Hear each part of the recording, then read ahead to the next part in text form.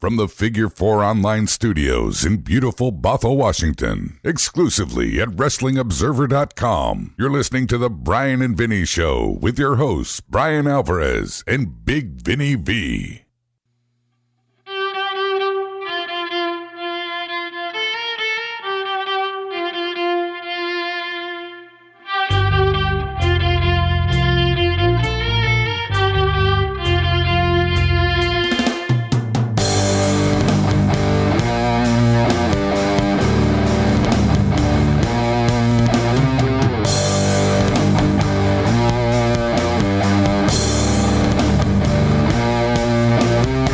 Bryan and Vinny Show, everybody. It is March 29, 2018. Figure4online.com/WrestlingObserver.com. Thursday show here.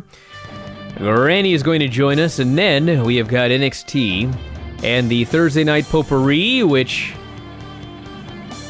this week is DDT. Boy, is it ever. I'm not making this up. Minoru Suzuki, Sanshiro Takagi.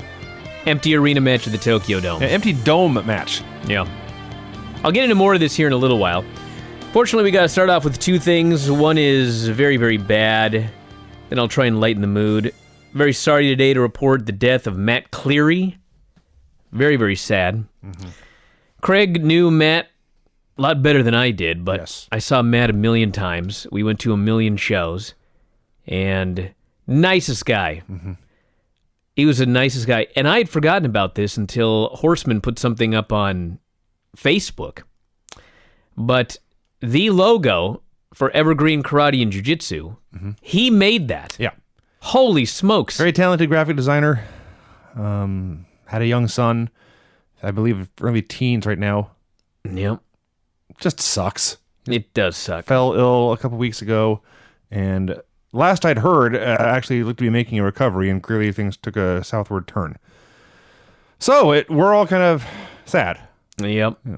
He was going to go to Mania this year. Mm-hmm. I know Craig, and Craig Craig will be here on Tuesday, I assume, to talk about it, and they went to 100 Pearl Jam shows together. That's right.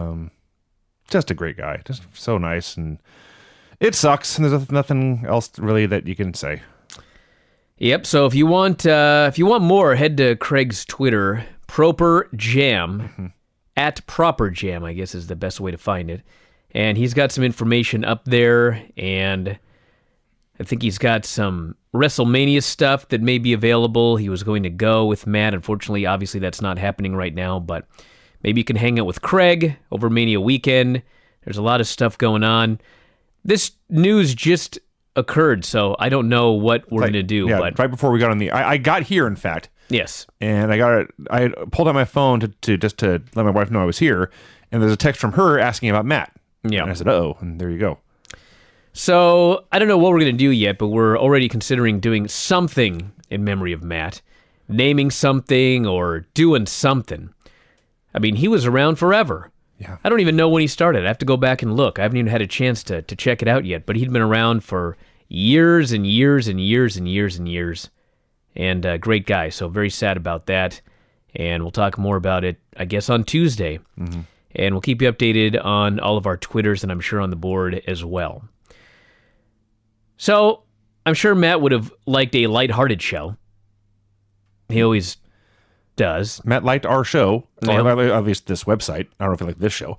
But, yeah, we're going to try and do the kind of show that he would have liked. Sure. Yeah. So, luckily, Granny's on today. Yes. It makes everything better. But I want to mention one other thing. This is a little more lighthearted, obviously, but if you live in the Bothell area, if you live in the Seattle area, I am now begging people to show up on Tuesday, April 3rd at Bothell City Hall at 6 o'clock p.m. Woody's been working very, very hard. The old Wayne Golf Course has been turned into a park, and they've been working on getting a new name for this park. If you've been on my Twitter, you know the name that we want, Redfish Park. A bunch of other names that have been suggested, but her theory is this is a gigantic park, and if you give it a name like Redfish Park, they will always in the back of their mind be thinking about conservation. Aha. So if somebody comes up with the idea, hey, let's tear down everything, let's drain the river, and let's build a giant concrete skate park right here in the middle of it. She feels if it's called Redfish Park, it's unlikely that's going to happen. So, for weeks now, months actually, she's been working on this. There was a Parks Board meeting. Redfish Park was the number one name, but now it has to go to the city council for their final decision. Mm-hmm. At least that's what we thought. Oh. The deal just came out today. I don't know what they call it, but whatever's on the list of things that are going to be discussed. The docket. The docket. And on the docket that just came out, they noted that the Parks and Rec staff and council members have received additional comments from the public requesting the naming process be extended and expanded due to the regional importance of this property. Okay. This has to end on Tuesday. So, if we get, a ton of people there supporting this, I feel we can just get it done on Tuesday. So on Tuesday, I will be there dressed as Reddy the Redfish. Mm-hmm. This is a once-in-a-lifetime opportunity. I'm never putting on this outfit again. Do you understand? This Reddy the Redfish costume is 20 years old. The foam on the inside is all deteriorating. Where did you find it? There's 3 in America, and we managed to get one. Okay, now I'm intrigued. It's been around the block. I put that thing on, and I was just covered, cancer-causing chemicals, I'm sure, every time I put that costume on. We did a photo shoot. The photos and videos are appearing slowly on my Twitter as the day draws near. I will be there in the costume. We will be giving out Swedish fish. We will be giving out Redfish Park buttons.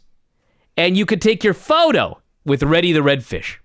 There are public comments. You can get on the mic. You can give a speech. I will be giving a speech as Reddy the Redfish here at this Bothell City Council meeting. Hopefully underwater. So, I'm pleading with everybody now. Please show up that day. Let's get this park named. It's a once-in-a-lifetime. You can help make history on Tuesday, April 3rd by showing up at the Bothell City Council for this meeting. I implore you, as a friend, to show up. Vinny's going to be there, dressed as a blue whale. Hey, how do you? I got Craig showing up, dressed up as the Earth. I don't know. I'm hoping you guys will show up. I'll see what I can do. I know that was a terrible pitch to get you both to show up, if we show but up, hey, I'm trying to lighten the just load imagine here. the insults we'll get if we do show up. That's right. In person. Hey. This is your opener material. We'll get your main event stuff later. You guys show up at 6. I'm dressed as a fucking fish. Mm. You guys, this is your best opportunity in life to just belittle and make fun of me. Then we come home and we do the Retro Raw and Nitro show. And you're wearing the fish costume for the show, right? Listen, if we get the park named, I'll tell you this right now. All right.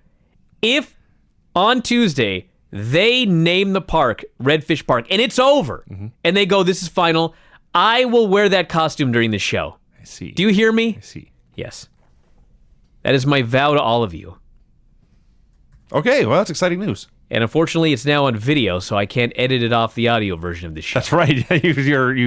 Your mouth is written to check. Your my body will ass have to cash. Is going to have my flippers are going to have to yes, catch. Your scales. Yes, and Reddy the Redfish is spawning. Oh, so for sure, this is your last opportunity. Because it die after they spawn? Yes. Well, wait, hang on. Then I'm out of work. That's why he's a red fish. Huh. That's what color they turn when they spawn. So you're naming the park after a dying fish? Well, it's just red fish because the original settlers of Bothell, yes, they actually came here in pursuit of these red fish. Did not know that. Yeah, the kokanee. Not salmon. They were kokanee. And the Native Americans referred to them as red fish. Huh. So red fish honors the original founders of Bothell, basically. The non-white founders. The actual original founders yes. here. It is a, and of course, the salmon, redfish. So it all ties together. It's a wonderful name. There's no better name. We can't call it Wayne Park. You kidding me? Like Bruce Wayne? No, we don't even know who Wayne is. Uncle Wayne. You can go through the history of Bothell. Nobody knows who Wayne is. Why would we name it Wayne Park? Try and find out for me, Vinny. Wayne You'll never find it. Bothell. You'll never find it. The golf course. Yes. Yep, golf course. That's all it's going to be. You'll never find out who Wayne is. I don't even think he exists. Wayne PhD. Get out of here. All right, hold on. We'll get Grady here on the show. Hi, Tony. Okay, well, Granny's back. What's going on, Granny? What's happening? Oh, I'm having so much fun with my electricity. One of my fireplace heaters blew out of socket, and then the lights blinked, and I've just been having lots of fun. Then the lights blinked? This is a major electrical issue? Well, it's I think it needs some new part or something, and Paul's going to put it in, but he had to go to Spokane, and then my TV sometimes gets snowed on it. You know how it snows. Yeah. On my TV, so I think I've got too much stuff plugged in there. Or maybe you're just switching the channel or something. Okay. Hey, Granny, let's get this out in the open right now. So, What? you are writing all of these stories by yourself. You bet, and I'm really upset. She was so mad. I don't blame her. I hope Paul Fontaine is listening right now. She was so mad at the accusation that somebody else was writing these stories for. I defended you from day one, Granny. I said you wrote all those stories by yourself. I wouldn't even think about getting help. I mean, use your little imagination. Exactly. You wrote your own memoirs. Between this and that Randy Orton thing, Paul Fontaine, man oh man, Was he the one? he's skating the line here. He was one of them. He better publicly apologize, huh, Granny? Yeah, and he was one of my good friends. Ooh, Was. some massive guilt being dumped on Paul Fontaine right In now. fact, I have one for today, too. Oh, really? You have another one? I hope it's about Paul Fontaine. No, I didn't even know it was him. I looked on the board, and a few of them said, well, if Brian says that she hasn't done that, he's lying. I know. I couldn't believe why they were calling me a liar. Like, if you did, you wouldn't tell me. Right? I sure wouldn't tell anybody. Exactly. I defended you, Granny. I said you should be proud that people thought it was so good that they could not believe that you single-handedly wrote those stories. There you Well, go. remember when you were a kid how you got the books where you added on the end to the story? Remember Choose your own those? adventures, yes. Yeah. Those are cool. So you're writing a choose your own adventure? What are you talking about? No, I'm just saying that's what you used to do. Sure, yeah, I guess. What, I wrote those? You had something and you'd finish the ending or something. Yeah, I used to read those. What does that have to do with your stories? Well, I mean, it shows that you are doing the same thing I do. Okay, what do we got on Facebook here today? It's all Easter. Oh, another wonderful holiday edition of this show. Yeah. Okay, Vinny, Okay, Vinny. Okay. go forward. We start with our old buddy, Edward Laredo. Granny, us Mexicans give out presents on Easter kind of like Christmas. What do you whiteys do for Easter? Go to church and be good. As opposed Hint, to hint, every Ed. other day where we stay away from church and are bad. That's what most people do. Yeah, well, we're doing the Easter egg hunt on Saturday. I cannot wait. This is the first year that she knows what she's doing. Is it? Yeah, Have you been she practicing? kind of knew last year, like we would say, go get something, but you know what I mean. Yeah. Now Where? she can find stuff. Where? I think there's one right at the school up by our house. Whatever that's Oh. called. The school You're not having it, somebody else is, and you're taking her? Yes, we're going to a public Easter egg hunt. Oh, okay. Ryan D. Norcross, I can only assume that he is the victim of some terrible autocorrect crime here. My brother and I would have some nice crepe in Easter egg hunts battling for the last egg. Crepe. Crepe, like a pancake crepe, Yeah, that's weird. don't- You and your brother are kind of weird, Ryan. apparently. Now, I believe as this show began here, the camera may have caught me giggling. I was reading this exact response here, so I can't wait. Sean Ashworth. Assworth? Ashworth. Oh. As a teenager, I attended an Easter service where a group called Clowns for Christ performed for the children. They went ahead and did a mock crucifixion of a clown, and I haven't been back to church since. Wow. Still have nightmares about this, though. Oh, God. I don't know if this story is true, and I don't care. That's a great story. We went to Whitney's grandfather passed away in January, and the funeral was last Friday. And we took Paisley, and she did not like Christ hanging from the cross. I see. She was not down with this. She was like, get me out of here. And then they were like, okay, so we have this thing here where you and Whitney and Paisley are all going to carry a piece of memorabilia up to the stage area or whatever. Something that, he liked. There was like a branch, there was a canoe oar, and there was a fishing pole. Okay. Because he loved to fish. And they're like, canoe, probably. So, one of you is going to carry the oar, and like maybe Paisley can carry the branch, and then the other one can carry the fishing pole. And they were like, don't let Paisley carry the fishing pole. There's a sharp hook on it. They're like, okay, so we can avoid that.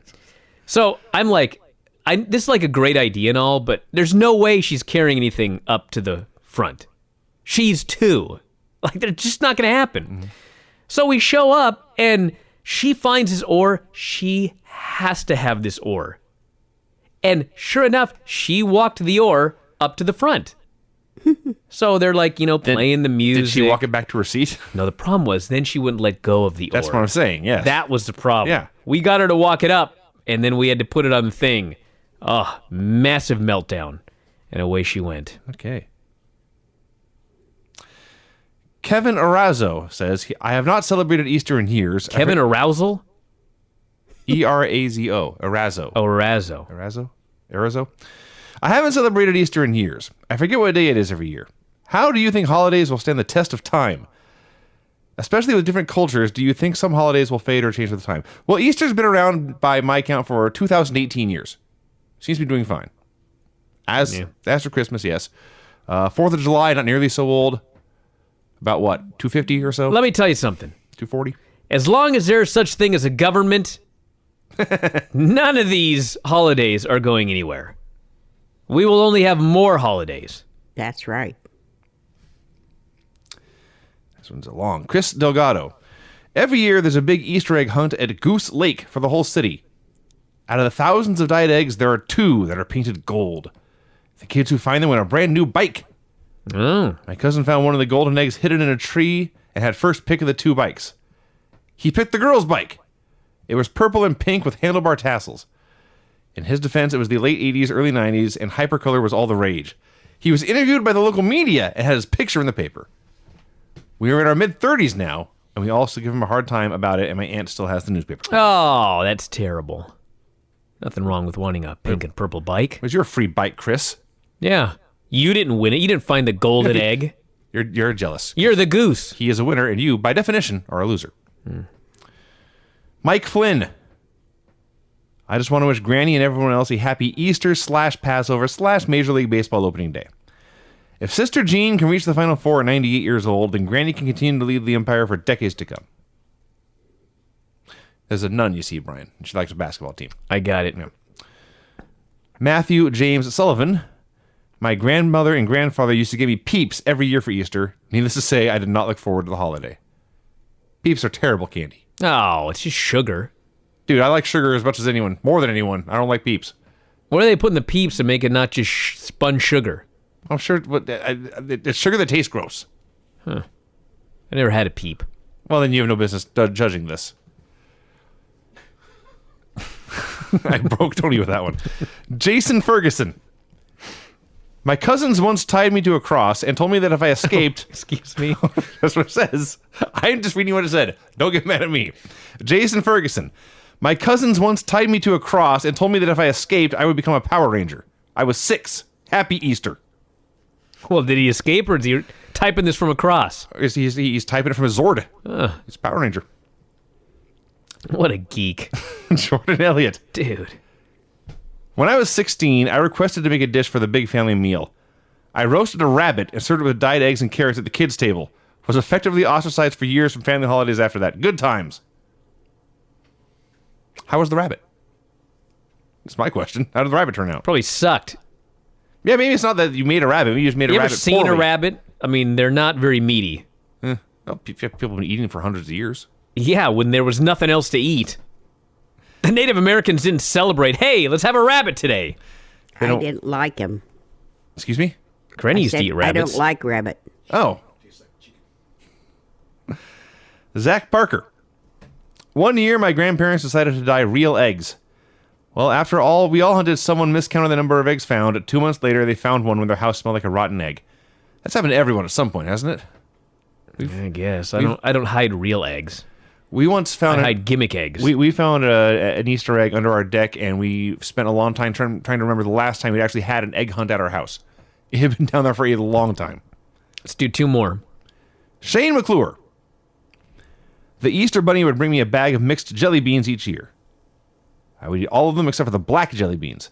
I would throw those evil, rancid things in the garbage. Do you or Bryan and Vinny like black jelly beans, Granny? No, Hell no. I've never had any. Whitney does have this Easter candy that she likes. It's like peanut butter M&M eggs or something. Sure. You can't find these damn things anywhere except at Fred Meyer. Ah, okay. So as soon as April hits, or March or whatever, we go to that Fred Meyer and we buy like 24 bags of these that are going to last throughout the rest of the year. Excellent. It's the only candy she'll eat. This isn't really Easter related, but since we're talking about jelly beans, there's Jelly Bellies, of course, which come out in a variety of packs and flavors and whatnot. And one of them is the frozen Jelly Bellies, which obviously is marketed towards youngsters, especially young girls. But let me tell you something. This is a great mix of Jelly Bellies. There's like grape and blueberry and cream soda. This is a good candy. Frozen Jelly Bellies. What the hell's a Jelly Belly? It's a brand name for a jelly bean. Why would you freeze them? I mean, why? You're actually asking this question, right? Yeah. There was a Disney movie called Frozen. I didn't see it. It made millions and millions of dollars. It was way more successful than your puny little website. Why are you yelling at me? Because I didn't see this fucking movie. Because sometimes I get frustrated. Jesus working with Christ. someone who doesn't know what's going on in the world and missed. Who that movie. cares? I didn't see one fucking movie. Language. Get out of here, Vinny. Granny, let's do this wrestling report. I've been disrespected enough times. Is it due already? But are they better frozen? I mean, is there a gimmick here? I bet not, actually, because Okay. they're supposed to be. Yeah, they'd hurt your teeth. So that's my question then. I didn't ask where it came from. That's what I say. Granny, you ready to go? She's disgusted too at your. I'm trying to figure out my stuff here. Okay, here we go. Anyway, I hate that NXT so bad. Man. And the guy, what's the guy's name that comes out and does the... William Regal. Yeah, he comes out and brags about how good their show is and all that. And it stunk. And so it was Sullivan versus Silver. That match was awesome. I gave it a 2. Oh, man. 2. Yeah. Hardly better than a 1. Because it was so short. Yeah. Sullivan knocked Silver on his face on the mat. Sure did. Sullivan throws Silver around like a rag doll. Sure did. Power slammed him. Sullivan got on the rope, jumped down, gave Silver a hard head butt, and slammed Silver on the back on the mat for the win. I gave that a 2. God.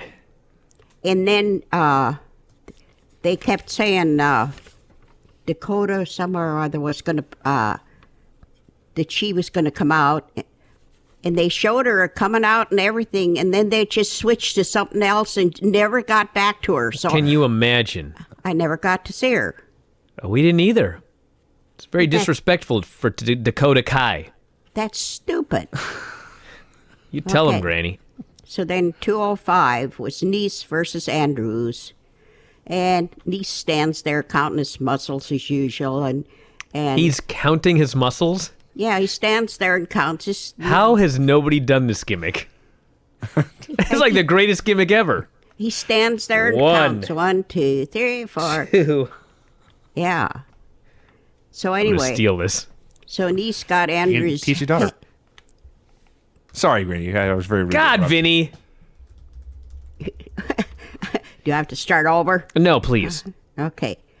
As usual, Nice got Andrews' head between his legs. When Andrews got out, Nice gave him a chest chop. There was some somersaults. Nice gave Andrews an elbow on his face in a drop kick. Andrews kicked Nice on the side of the face. Andrews throws Nice out of the ring falls on the apron. And he gets back in the ring. Andrews does a double somersault. A double somersault? Yeah, got up on the rope and did a double somersault. And kicks headbutt on the jaw for the win. So, Andrews won this one. I was kind of surprised. I'm still kind of hung up here. I'm on Wikipedia here. So there's 650 named skeletal muscles. Some figures go all the way up to 840.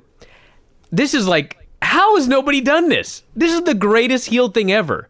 Some jacked up guy comes out. He starts his promo by counting, and he's always like 1, 2, and the other guy's music hits, and he's like, I had 838 more to go. Is this not awesome? Oh, it's awesome. God. It's awesome, Ryan. I'm coming back. I'm going to be muscle counter. It's got to be some... Well, I thinking of that one, with an M for a last name. Muscle counter McGee. How's that not awesome? If you watched wrestling, there's so much bad shit. This is great. What's next, Granny? I'm trying to figure this out. Should we come back to you later? You want a song? Should I start counting muscles? I got on there. You know, sometimes I get so tired of WWE that I get on Google and I find more stuff on Google than anywhere. Wow. So anyway, I thought I found Undertaker's first match. And they were talking about how creepy he was and all that. He was in there and I don't know if he walked up on the ropes and stuff like that. I didn't actually do that one. I was just kind of watching it because I didn't have a date or anything like that. So I don't think that was for real. And then he had a match with Big Daddy V, who was 500 pounds. It's an excellent match. Yeah. Arm twists and knocked him out off the ring. Exchanged bangs on the stairs. What? Banging each other on the stairs. Yes, Vinny. Like a haircut. They were Bangs. banging each other on the stairs. Yes. Would you shut up and let her do this report? And then Undertaker still walks on the rope again. Knocks Daddy out of the ring. Rolls him back in the ring. Undertaker wins. He knocks him face down on the mat to win. God damn. Wow. What do you think of Big Daddy V? Yeah, what do you give that match? Ooh, a 3. Oh, man. A little bit better than Lars Sullivan and John Silver. Can you imagine how bad an Undertaker match has to be for her to give it a 3? That's like a -9 for anybody else. I'm so confused now. I don't know what I'm doing. Okay, then what I got here? NXT. Then I have Undertaker versus Undertaker. Oh, God. You sure found the best of the Undertaker this week. Yeah. And to start with, I picked the one I thought was the real Undertaker. Were you right? Yeah. Okay. It all started with bringing in a coffin, and Paul Bearer had a huge urn, much bigger than he usually has. Compensating. And they said Undertaker was in the coffin, but when they opened it up, he wasn't there. So Paul Bearer goes in the ring, takes the top off the urn, and holds it up, and a bright light comes out, and Paul keeps talking to it like he's praying to it, you know, and then all of a sudden it gets all dark, and then out comes 2 Undertakers. And they start a match, and they do headbutts, duplexes, and walks on the top rope, both out of the ring. They reverse bangs on the stairs. Finally, one Undertaker beats the other for the win. Put the loser in, Okay. put the loser in the coffin, and the real Undertaker won it. That was. How do you know? I gave that an 8. An 8? 8. Yeah. You're killing your credibility here, Granny. That was one of the worst matches of all time. Oh, I liked it. Okay. Okay. What have I got? Who am else I to judge her opinion? Okay. Now. How many since pages of notes do you have? How did you do your notes this week? What's going on over there? I did it all today, and I'm just not. Anyway. Okay. I've been doing these darn newsletters, and I got to the point where I felt bad getting rid of them. Now I can't wait. I want to get rid of every single one of them. Well, let's do a plug. How can people get a hold of you to get rid of these newsletters? I'm almost done. I still have 96 to go for one guy. What? One guy ordered 96 newsletters? He ordered three months worth. How's that 96? That should be 12. Because, wait a minute. Come on. 1 for each. I had to do 4 for each month. January, February, March, April. All 4 for each month. Okay, so 4 times 4 is 16. Where do you get 92? There's 12 months. 4 times 12. Okay, all right, anyway. So 96 of those, yeah. So anyway, I had to keep looking at Frank Alvin Gotch that you had on the front cover forever. So I kind of looked him up. And do you want me to go through this or forget? Oh, we badly do. Please. He was the first American pro wrestler to win the World Heavyweight Champ, Heavy Freestyle Championship, and his reign as world champion from 1908 to 1913. And his wife's name was Gladys. Really? Oh, how about that? I did not know that. And he was German. And he adopted Damn. Maybe we're related. He adopted the toe hold as his signature finishing Yes, move. that's true. The dreaded toe hold. Yeah, he won his first match against Marshall Green on April 2nd, 1898. He tried boxing but failed miserably. I find that hard to believe. While retired, he joined the circus, said he would pay any man $250 if they could beat him. Not once did he have to pay.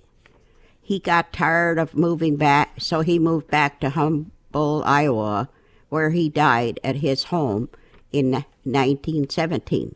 That's right. It's accurate, Granny. That's all true, to the best of Yeah. our knowledge. I saw one of his matches where he did the toe hold on Yeah. Bill Robinson, a German duplex to Antonio Inoki. Okay. Okay. Talking about Carl Gotch now. I see. Okay. Now I got the Easter Bunny to help me do this one. So you did have help. Yeah, the Easter Bunny. Okay. Okay, this is Easter Chick versus the Easter Bunny. Easter chick? Yeah, little chickie. Okay. No, Easter chicken. Anyway, I can't figure out where the bunny even comes in for the Easter. The Easter Bunny. Where does it come in at? You should have examined this story. See what I can dig up here while you get into your story. Okay. They came out to the ring. There was a basket in the middle of the ring. The match was to get one of them in the basket. The chick was at a disadvantage as it had to use its wings and feet. So it started the chick flapping the bunny's ears, called the chick flop. The bunny came back, knocked the chick on its back so it would have trouble rolling to get back up. The bunny, the chick flew to the top rope, flew down, put its feet in the bunny's eyes.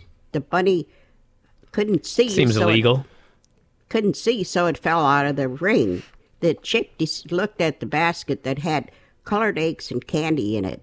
The chick had a plan on how to get the bunny to go into the basket. This chick starts counting his muscles, Brian.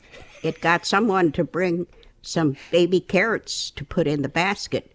When the bunny got back in the ring and saw the baby carrots, it jumped into the basket.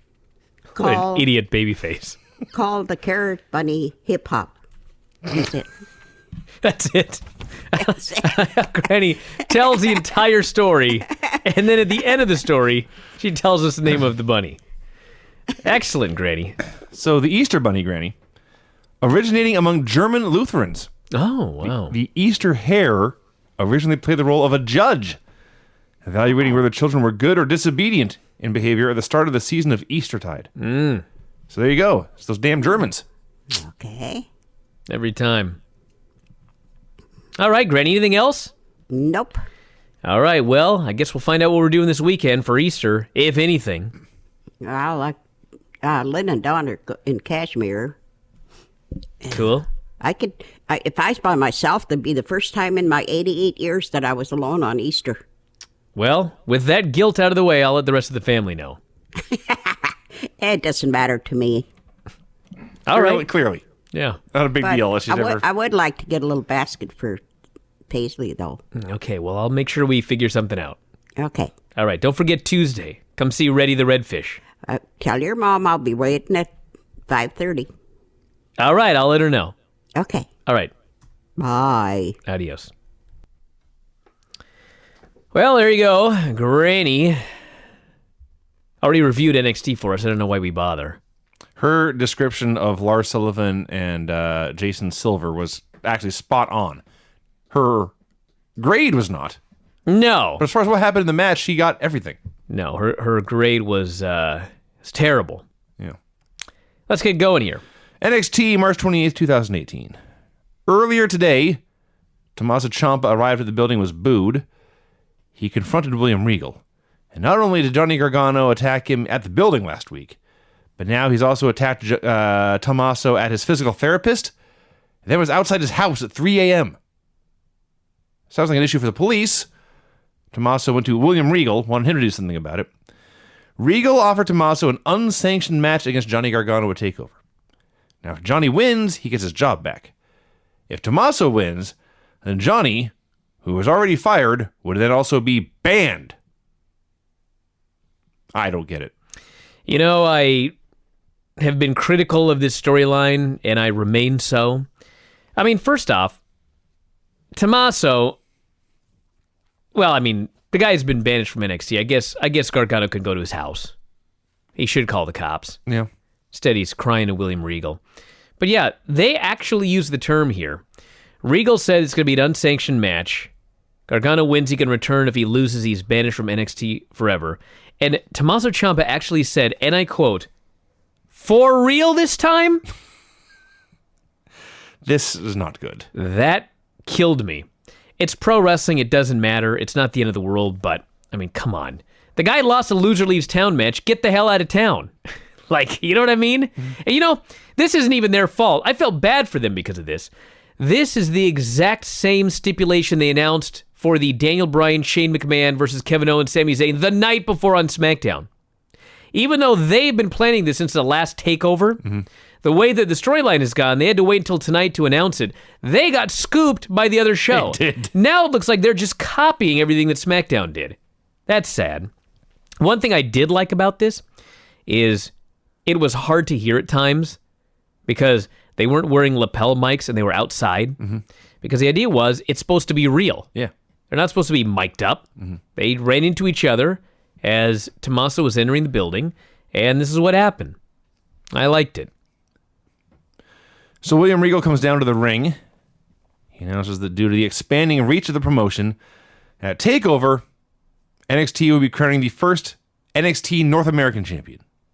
Everyone cheered.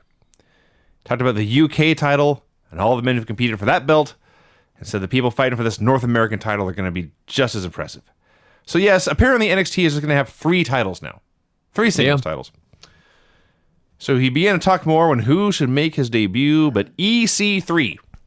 To the best music ever. It's the most hysterically terrible song. Oh, dude, it's awesome. Like it's awful and terrible, but then you made it a great point. It's a million times better than his NXT or his TNA song. This trouble. It's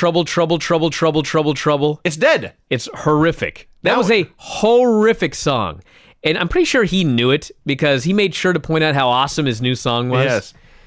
His new song is just literally saying he is part of the 1% over and over again. Oh. It's shouted, it's rapped, it's sung. It's great. Over and over. It's great. Now, I've been watching Impact, and I think it was... Isn't he still on it? Well, no, him and... It's been taped so far in advance. Borash, he got the Feast or Fired briefcase, and they fired him. Okay. So his last appearance was this past Thursday. So, yes. He was fired by Jeremy Borash on Borash's last show. That was weird. So anyway...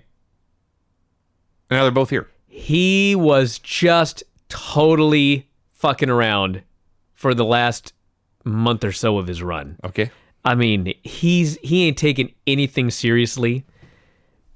It was actually comedy how little he was taking everything seriously. But they just put all of his segments on the air anyway. And he shows up here and he cracked a couple of jokes, but now he's taking things seriously again. So we'll see what happens. So he comes out and cuts a promo about how great he is and how much money he makes and how cool his music is. Somehow he did this in a babyface manner. The fans loved him and chanted NX3. I think part of it was because they loved him. There was a babyface deal. Yeah. He congratulated Regal for having the foresight to create this title and present it to him on his first day. Again, I mean, this was a heel promo. It was. But the fans loved it. Yeah. So Regal said EC3 would have to earn this title, but he was capable of doing so, or Regal wouldn't have signed him in the first place. And he announced that it's not Ethan anymore. The announcer said, we don't know what it stands for. It's just EC3. So he said EC3 would be in a 6-man ladder match for the new title at TakeOver. And at first, EC3 was a little bit taken aback by this. This is a dangerous match with a lot on the line here, but he defiantly said you can put me in against 5 men, 10 men, 50 men. It doesn't matter. I'm going to come out on top. And that was that. And they played his incredible music again. It was awesome. I need to play it next week on the show. Charlie Caruso gave an update from the Dusty Rhodes Control Center. Speaking of awesome, she's amazing. And I love that there's a control center for the Dusty Rhodes Memorial Classic. They set up a room somewhere. Yeah. With televisions showing matches from around the globe to keep control on who is winning and losing. And monitors that just pipe in Dusty Rhodes' theme from the 1980s. It's very important to have the Common Man theme blaring at all times. You know what? It is a catchy tune. It's better than 60% of the songs they have today. It's better than EC3 songs. Oh, get out of here. You're an idiot. So they recapped Roderick Strong and Pete Dunne defeating Oni Lorcan and Danny Burch last week. And so now that team faces Sanity in a semifinal in the main event tonight. The other semifinal would be the Authors of Pain versus the Street Profits, which we shall get to shortly. Oh, man. The next two segments were absolutely incredible and in some ways not in a good way.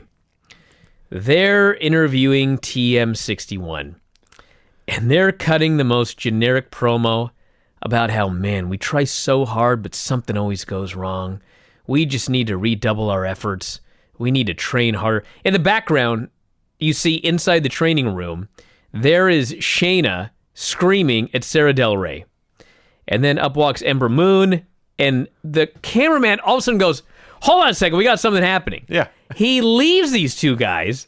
He goes into the room, and Ember and Shayna get in this giant brawl, and the geeks come in to break it up. Yes. Now, they cut away way too quick. Like, this cameraman, a brawl broke out. Like, filmed the whole thing through the completion of it. It's like they just cut away immediately. And number two, could you have made, and this is a rhetorical question because the answer actually is yes, as we're about to learn. Could you have made two guys look like bigger geeks? No. Wrong. Well, it is wrong, but it would seem in this segment, no. It would seem like there's no way you could make any two guys look like bigger geeks on this show. Yeah. But you're wrong. Allow me to continue. I'm on a roll. Out come the Authors of Pain to face the Street Profits. Okay? Every time the Authors of Pain music hits, I just get giddy. Yeah. Because violence is coming. So, Montez Ford is the skinny guy. The skinny prophet is what he is. He is a skinny prophet. So Montez Ford is in the ring, and in walks Razor, who is the taller one. Yeah. He gets in Montez Ford's face. Montez, cuts some promo or something, and Razor slaps him. And Montez Ford is like, and he tags his partner. Yeah, he leaves. He gets out on the apron. He runs away from a fight. Yep. So Dawkins gets in the ring. He's running wild for a while. He hits some big move like a spine buster or something. And on the apron, Montez Ford is so excited that his partner hit a big move that he leaps into the air and he lands on the ground and he starts dancing. And he's dancing and he's got his cup and he's dancing away around the ring and he dances until he runs into not Occam. No. Not Razor. No. He runs into Paul Ellering. Yes. Pretty Paul Ellering, who is now, God bless the man, he's an old man. He's an old manager. And he's standing there, and Montez Ford is like towering over this guy. And Montez is dancing, acting like an idiot. And he offers his cup, his red sippy cup, or whatever they call it. He offers his red cup. What do they call it? Solo cup. Thank you. I got a child. I think sippy cups and tippy cups. He offers his red solo cup to Paul Ellering, and Paul Ellering slaps it out of his hand. Now, Montez Ford is furious. And so what does Montez Ford do? He begins to stare down Paul Ellering. And he starts backing him up the ramp. He's backing Paul Ellering up the ramp.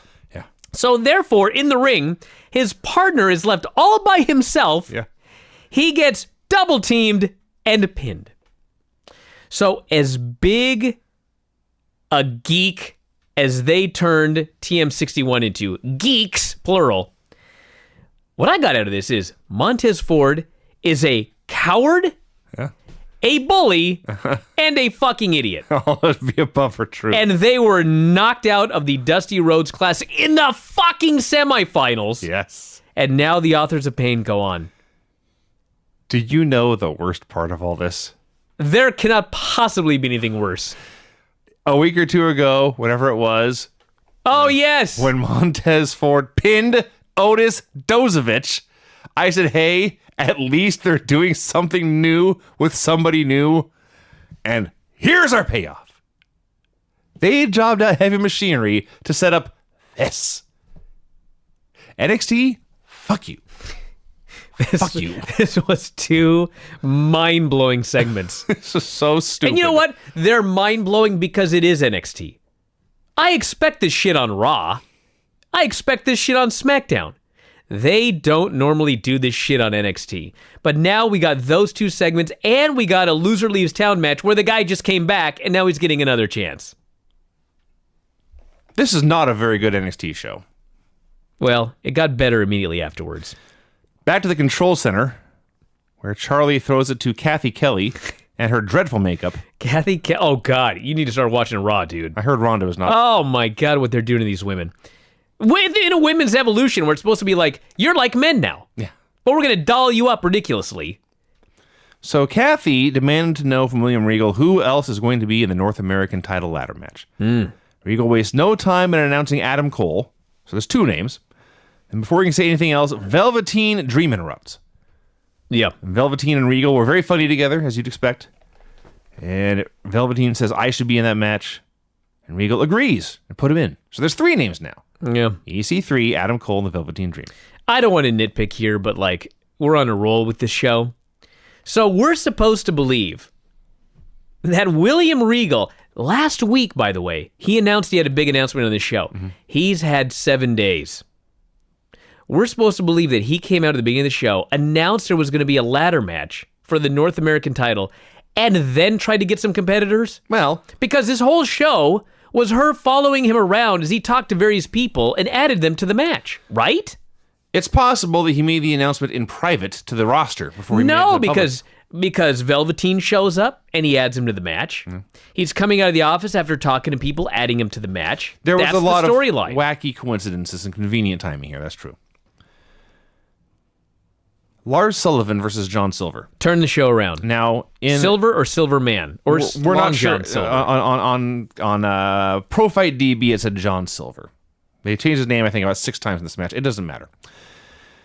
I watch a lot of nature documentaries, and nature can be a very cruel world. Sometimes, for example, the adult male grizzly bear it wants the female grizzly bears to be in heat so it can breed. And to get the females in heat, if they have a cub, they won't go into heat. So the adult male grizzly bear will kill the grizzly cubs to try to get the females back into heat. I can only imagine that a male grizzly bear murdering a grizzly cub would look exactly like Lars Sullivan killing John Silver. And they're both bald men with beards. It looked like a miniature version of Lars in there. It did. In no way did they look. A very miniature version. Lars just brutalized this guy.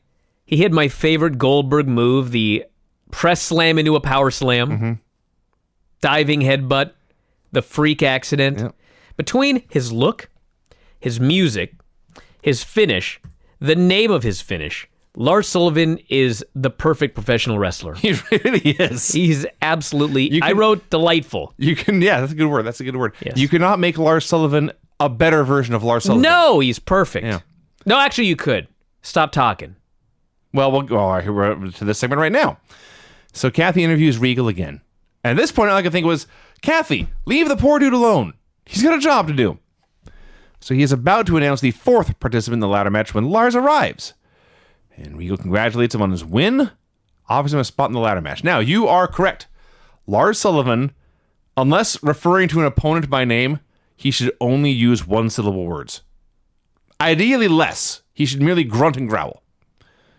But he was quite loquacious and eloquent. Yeah, Verbose. They're just, it feels like they're trying too hard. I know they want guys that can talk, but like, this guy doesn't need to talk yet. And the gimmick is that he looks and wrestles like a caveman, but he speaks like a professor. Yeah. That's actually what they said. I don't want to see that. No. I just want to see the caveman. I like him to be dumber than a caveman. I don't know. I want him to be a grizzly bear. So anyway, he's fine being in the ladder match, but he also wants to get his hands on Killian Dane. And Regal said, well, Killian Dane is also in the ladder match, but I'm not going to make you wait. I will book the two of you one-on-one against each other next week. And Lars was happy. Bryan is happy. I'm happy. I can't wait. You, the listener, are happy. My dream match. Aside from Suzuki versus Ishii. Oh, yeah. I want to see that one this year. Dakota Kai came out for a match, but then, as Granny said, this was interrupted. They went to the back, and we never saw Dakota again. So Andrade Almas had attacked Aleister Black. Here's where it really hit me. This particular episode of NXT was very much like an Attitude Era Raw. There's just chaos and shit going on all over the place.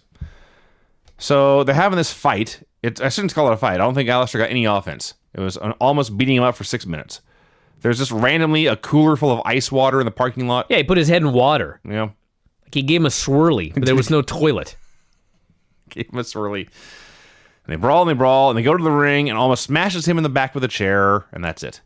Yeah. Okay. Then he cut a promo in broken English on the guy. Yeah. Like, even when he's yelling at him not on the mic, they still make him speak English. Can't you just yell at the guy in Spanish? Is it that hard?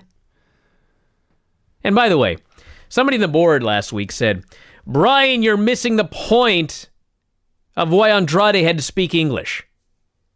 Because the week before, Vega came out, and Aleister Black said, you're sitting him out here, you need to come out here and speak.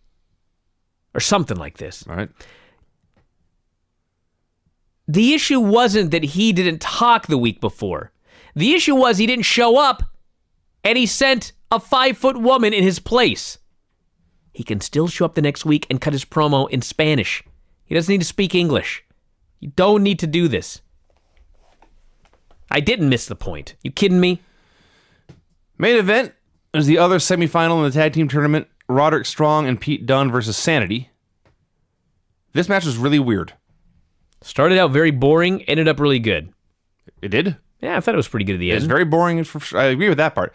This was 4 dudes taking turns doing moves. There were no baby faces. There were no heels. There were no heroes, no villains.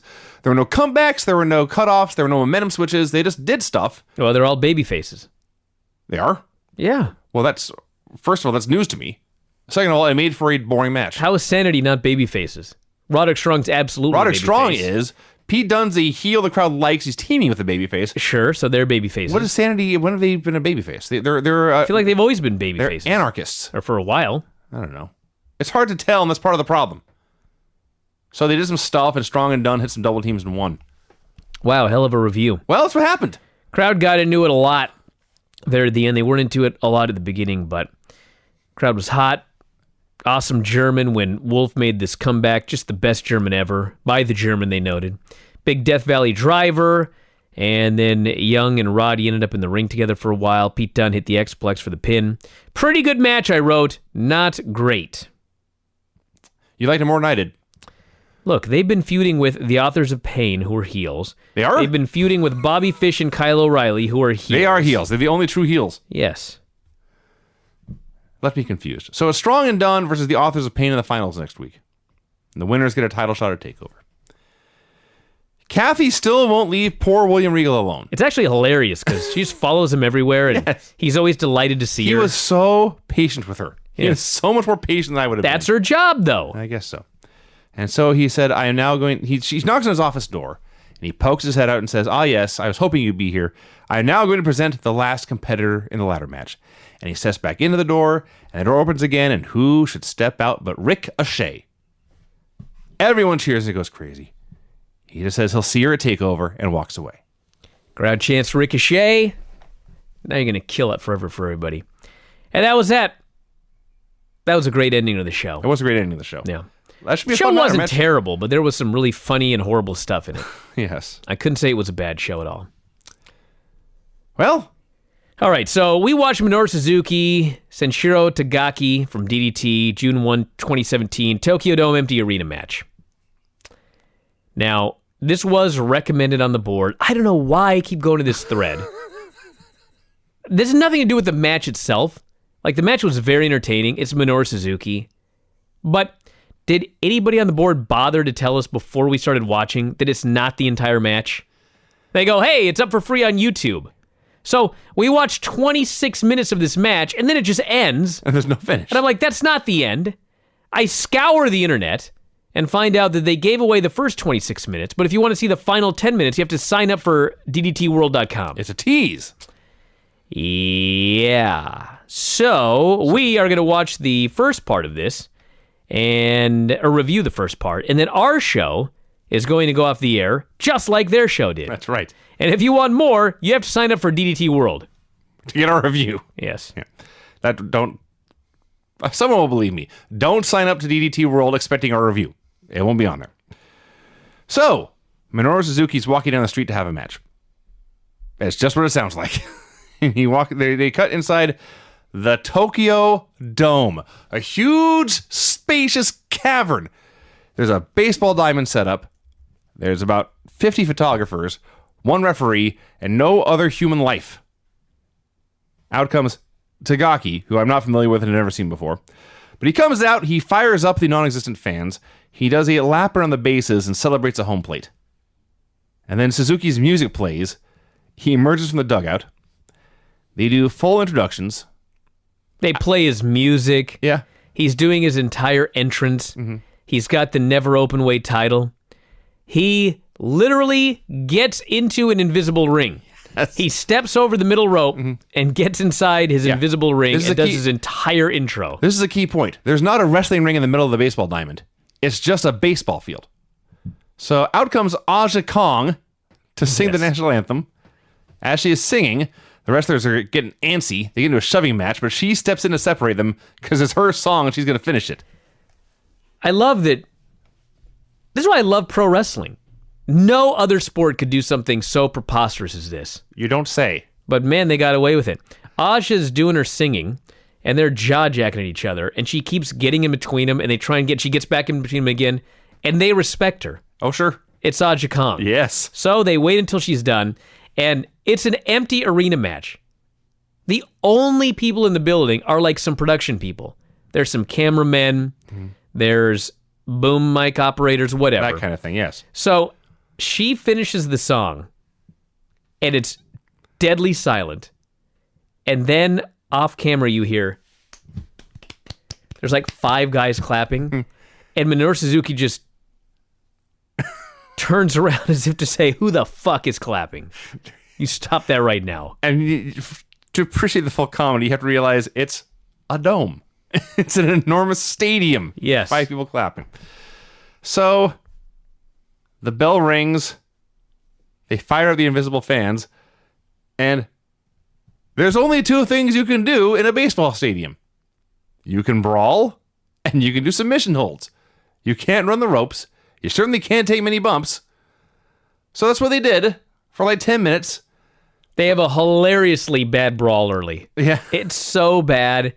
Like, Suzuki does this running boot where he's running the bases and does this big boot. He puts Takagi in an arm bar. They're in the middle of a giant dome. There's no ropes. There's no escape. Yes. But Takagi climbs, and he puts his hand on home plate. And the referee says, break! Or there are base breaks. And Suzuki looks at the ref, and he's actually laughing. And he goes, he's safe! It's home plate. So they do the same spot around the bases. Suzuki gets to second base. They've done all they can do on this field now.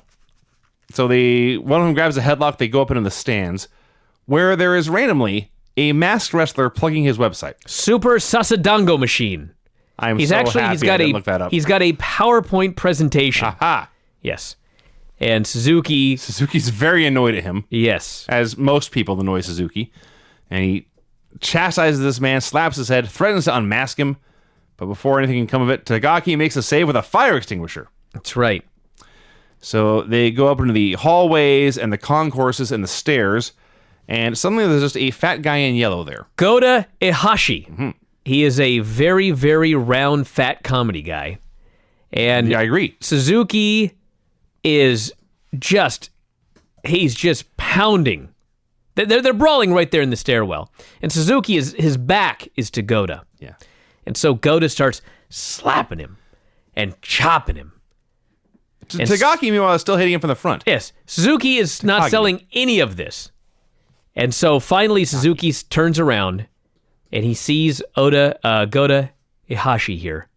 And he fucking kicks the holy fucking shit out of this guy.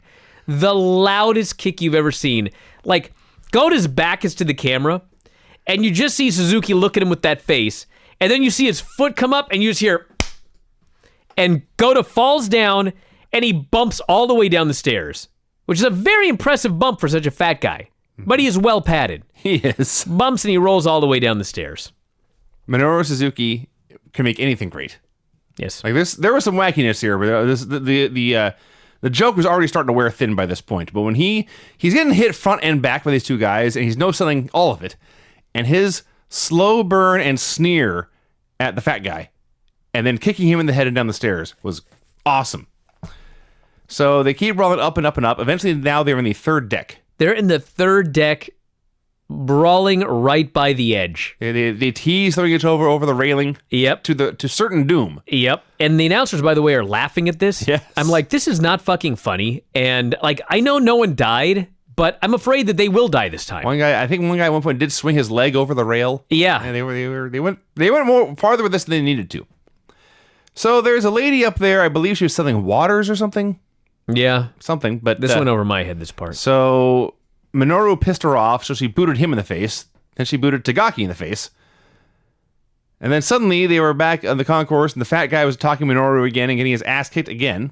Yeah, he tried to chop him again. He tried to be Minoru Suzuki. He starts chopping him and cackling, which is Suzuki's gimmick is cackle. Aha. And Suzuki fucking kills him again, and he falls down the stairs a second time. Yeah. So then there's a white guy dressed up like a cheerleader singing in Japanese. Well, first we had Suzuki. They're in the lobby, and Suzuki gives him the running penalty kick. Didn't bother to cover. I don't know what happened there. And Ladybeard showed up. That's the name of this. I can see that. And in the middle of the brawl, Takagi runs over, and they perform a musical number. Yeah. Some sort of Valentine's song or something like that. And then Suzuki goes back to kick his ass. Half the time I called him Tagaki. Which is it Tagaki or Takagi? It's Takagi. Takagi. Replace all. There we go. 8 replacements found. So they keep fighting and fighting and fighting. There's a guy in jeans and a wife beater who, as far as I can tell, bribed officials to let him be in the match. No, it's Ken Oka is his name. Okay. And he was not trying to bribe officials. He was trying to convince them to let him run a show in the Tokyo Dome. Aha. And Suzuki got a hold of him and kicked his ass and stole his money. His money. Yeah. So they take his money, and, you know, this Ken Oka is following him all over after he's taken his money. Let's try to get his money back. So there's a janitor there who ends up being Jun Kasai. He's a deathmatch worker. Aha. So he fucking takes off his janitor stuff, and then Takagi and Suzuki work together to put a table. They lay Ken Oka on the table. Jun Kasai finds a ladder. He's a janitor. Climbs up to the top, and he does a big splash, puts the guy through the table. Yes. And Suzuki and Takagi celebrate, and then keep right on fighting. Go back to kicking each other's ass.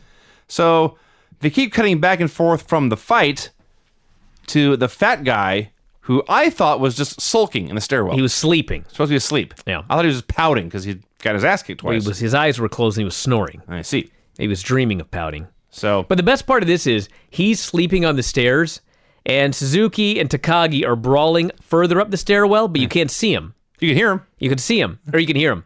But, like, it was like what WWE does, but this was funny because it was on purpose. They just keep the camera on Goda forever. Yes. They don't show him and then cut to the brawl and then cut back to him and cut back to the brawl. They just focus on him, and he's sleeping. And you just hear,